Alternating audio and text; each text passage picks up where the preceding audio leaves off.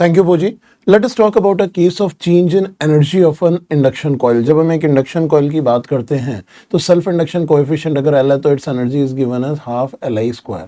Have a look on the situation where it says a self induced EMF of coil is 25 volts when the current in it is changed from uniform rate of 10 ampere to 25 ampere in 1 second, यानी current change और time given है and it is asking the change in energy of inductance. So in this situation अगर आप ध्यान से देखें तो आप डायरेक्टली ये कह सकते हैं EMF induces L delta I by delta T. आपको पता है अगर करंट की वैल्यूज और टाइम गिवन हो तो instead of D I by D T the rate we can write as delta I by delta T.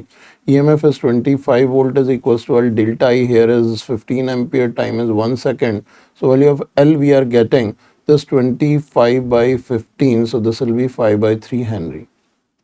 As this information is giving us to calculate the value of L, अब पूछ रहा है change in energy of inductance, तो delta U energy change अगर हम यहाँ पे calculate करते हैं तो this delta U is given as half L I two square minus I one square. Half L I square is the energy, so difference is half L I two square minus half L I one square, this half 5 by 3 multiplied by 25 square is 625 minus 100, so this comes out to be half into 5 by 3 multiplied by 525. Numerical value you can calculate, this directly comes out in joule.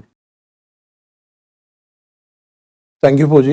Here we'll talk upon a case of mutual induction of a coaxial solenoid. आपको पता होना चाहिए कहीं पे भी अगर coaxial solenoid लिखा है that means complete flux linkage is given same axis के ऊपर solenoids हैं तो एक solenoid का पूरा flux दूसरे solenoid से पास होगा। So just keep it in your short notes और अपने AOP notebook के अंदर ये case अच्छे से दिमाग में रख लीजिए। Where it is saying there are two long coaxial solenoids of same length L. The inner and outer coils have radii R1 and R2 and number of turns per unit length N1 and N2 respectively. Now it is asking the ratio of mutual inductance to the self inductance of the inner coil.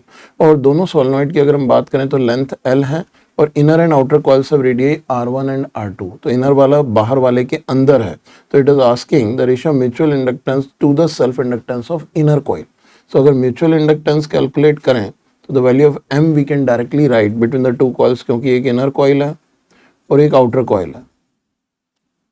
So inner coil का 100% flux outer coil से link होता है तो in this situation we write it mu naught n1 n2 if number of turns are as given to us as n1 and n2, so mu naught n1 n2 and the flux for this case is pi r square multiplied by l, क्योंकि अंदर का जो भी हम radius लेंगे उसका flux पूरा का पूरा बाहर वाले में लिंक हो रहा है तो this r will consider to be that of r1।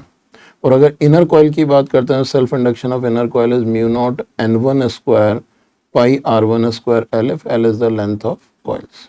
Now in this situation if we take the ratio of mutual inductance to self inductance of inner coil, everything gets cancelled out. The value of m by l we are getting is n2 by n1. That's the answer for this question.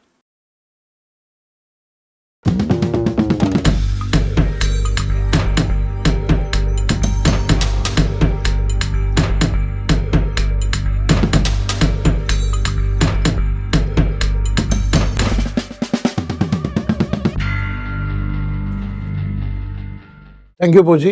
Let us talk about current growth in an RL circuit and charge passing in a battery. So here the question says, consider the LR circuit shown in the figure where switch S is closed at t equal to 0. It is asking the amount of charge that passes through the battery between time 0 to L by R. So directly हम जानते हैं, already हम revision checklist में concept video में base theory में cover कर चुके हैं that current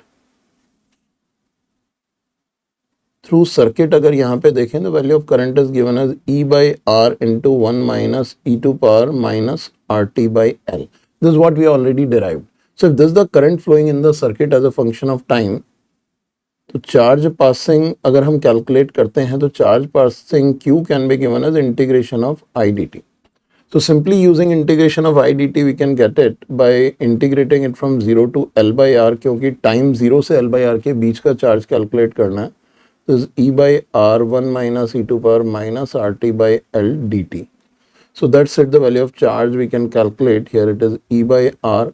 Integration gives us T minus, this will become plus L by R e to power minus RT by L, and limit we substitute from 0 to L by R.